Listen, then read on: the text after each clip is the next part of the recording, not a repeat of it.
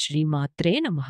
శ్రీ లలితా త్రిపుర సుందరీదేవి అనుగ్రహంతో ఈరోజు మనం శ్రీ లలితా దివ్య సహస్రనామ స్తోత్రంలోని పవిత్రమైన వినియోగ శ్లోకం మరియు దాని అర్థాన్ని తెలుసుకుందాం.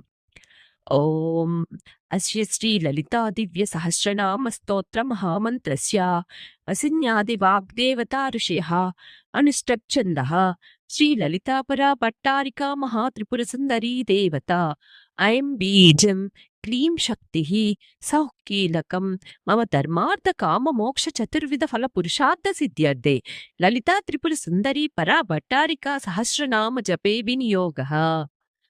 ఈ శ్లోకం ద్వారా శ్రీ లలితా సహస్రనామ జపానికి మనం సంకల్పం చేస్తాము.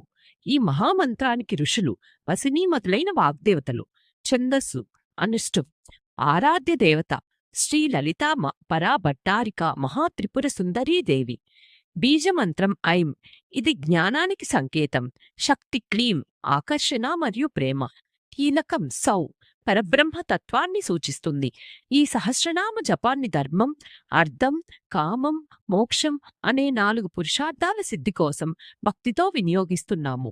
ఈ పవిత్రమైన శ్లోకాన్ని నిత్యం భక్తితో పఠిస్తే శ్రీ లలితాదేవి అనుగ్రహం ఎల్లప్పుడూ మనపై ఉంటుంది. ఓం శ్రీమాత్రే నమః.